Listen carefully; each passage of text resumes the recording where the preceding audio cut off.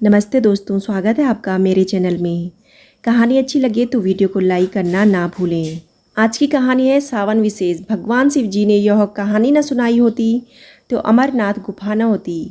अमरनाथ की गुफा का महत्व तो सिर्फ इसलिए नहीं है कि यहाँ हिम शिवलिंग का निर्माण होता है, बल्कि इस गुफा का महत्व इसलिए है क्योंकि इसी गुफा में भगवान शिव जी ने देवी पार्वती जी को अमरत्व का मंत्र सुनाया था। अमरनाथ ऐसा दिव्य शिव धाम है जहाँ आदिदेव महादेव, स्वयंभू पशुपति नीलकंठ, आशुतोष शंकर, भोले भंडारी आदि सहस्त्रों नामों से पूज्य भगवान शिव जी साक्षात विराजमान हैं। अमरधाम की पावन यात्रा 1 जुलाई से शुरू हो चुकी है। तो आइए इस शुभ अवसर पर जानते हैं देवादिदेव के इस परम पावन धाम के विविध लौकिक व अलौकिक रहस्यों से जुड़ी रोचक जानकारियाँ। अमर कथा से पूर्व पंचतरणी में 5 तत्वों का परित्याग। एक बार माता पार्वती जी ने देवों के देव महादेव जी से पूछा, आपके कंठ में पड़ी नरमुंड माला का क्या रहस्य है? पहले तो महादेव जी ने माता पार्वती जी के सवालों को टालने की कोशिश की, परंतु माता जी के हट के कारण शिवजी जी ने उन्हें इस गुण रहस्य को बताना स्वीकार किया। इस रहस्य को बताने के लिए भगवान शिव जी को एकांत जगह की आवश्यकता थी और इसी जगह की तलाश करते हुए वह माता पार्वती जी के। दोस्तों, अगर आपको कहानी अच्छी लगे तो वीडियो को लाइक और चैनल को सब्सक्राइब करना ना भूलें। माता पार्वती जी के साथ आगे बढ़े गुप्त स्थान की तलाश में महादेव जी ने नंदी को सबसे पहले जहाँ छोड़ा, जिस जगह पर नंदी का त्याग किया, वह स्थल पहलगाम के नाम से जाना जाता है। यहीं से अमरनाथ यात्रा की शुरुआत होती है। यहाँ से थोड़ा आगे चलने पर शिवजी जी ने अपनी जटाओं से चंद्रमा को अलग किया। जिस जगह ऐसा किया वह चंदनवाड़ी कहलाती है। इसके बाद गंगा जी का पंचतरणी में कंठाभूषण सर्पों का शेषनाग पर परित्याग किया।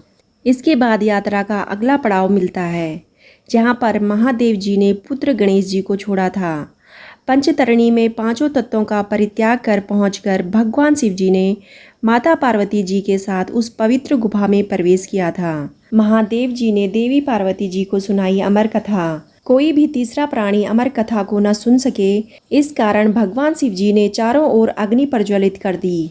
तत्पश्चात महादेव जी ने उस पवित्र गुफा में माँ पार्वती जी को जीवन के गुण रहस्यों का ज्ञान दिया।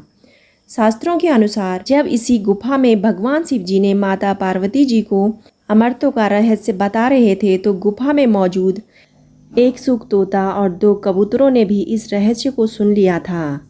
कहा जाता है कि कथा सुनते सुनते देवी पार्वती जी को नींद आ गई थी और महादेव जी कथा सुनाते रहे। उस समय वह कथा 2 सफ़ेद कबूतर सुन रहे थे और बीच बीच में हूँ हूँ की आवाज़ निकाल रहे थे, जिससे महादेव जी को प्रतीत हुआ कि माता पार्वती जी उनकी कथा सुन रही है। जब कथा समाप्त हुई और भगवान शिव जी का ध्यान माता पार्वती जी पर गया तो उन्होंने देखा कि वह तो सो रही हैं। तब महादेव जी की नज़र सुख और उन दोनों कबूतरों पर पड़ी। उनको देखते ही महादेव जी को उन पर बहुत क्रोध आ गया। इस पर वे पक्षी उनके चरणों में आ गिरे और बोले, भगवान, हमने आपसे श्रीमुख से अमर कथा सुनी है। यदि आप हमें मार देंगे तो यह कथा झूठी हो जाएगी, अतः आप हमें सुपथ प्रदान करें। इस पर महादेव जी के आशीर्वाद से सुख बाद में सुखदेव ऋषि के रूप में अमर हो गए, जबकि महादेव जी के वर से कबूतर का यह जोड़ा अमर हो गया और यह गुफा अमर कथा की साक्षी हो गई। इस गुफा में आज भी कई श्रद्धालुओं को कबूतरों का एक जोड़ा दिखाई देता है, जिन्हें अमर पक्षी माना जाता है। हिमलिंग के रूप में विराजमान शिव और पार्वती पीठ हिमालय पर्वत में समुद्र तल से 3978 मीटर की ऊंचाई पर स्थित 160 फुट लंबी 100 फुट चौड़ी अमरनाथ गुफा में रक्षाबंधन की पूर्णिमा के दिन भगवान शंकर जी स्वयं हिमलिंग के स्वरूप में विराजमान रहते हैं। रक्षाबंधन की पूर्णिमा के दिन ही छड़ी मुबारक भी गुफा में बने हिम शिवलिंग के पास स्थापित कर दी जाती है। ऐसी मान्यता है कि अमरनाथ गुफा के अंदर हिम शिवलिंग के दर्शन मात्र से ही मनुष्य को 23 पवित्र तीर्थों के पुण्य के बराबर पुण्य की प्राप्ति होती है। अमरनाथ गुफा के अंदर बनने वाला हिम शिवलिंग पक्की बर्फ का बनता है, जबकि गुफा के बाहर मीलों तक सर्वत्र कच्ची बर्फ ही देखने को मिलती है। मान्यता यह भी है कि गुफा के ऊपर पर्वत पर श्री राम कुंड है। श्री अमरनाथ गुफा में स्थित पार्वती पीठ 51 शक्तिपीठों में से एक है। मान्यता है कि यहाँ भगवती सती का कंठ भाग गिरा था। कहा जाता है कि भगवान शिव जी का जब बुलावा आता है तो वही इंसान वहाँ जा सकता है। वहाँ के दर्शन करने से मोक्ष की प्राप्ति होती है। दोस्तों, आपको कहानी कैसी लगी कमेंट करके ज़रूर बताइएगा। कहानी अच्छी लगी हो तो वीडियो को लाइक, शेयर और चैनल को सब्सक्राइब करना ना भूलें। कहानी सुनने के लिए आप सभी का तहे दिल से धन्यवाद।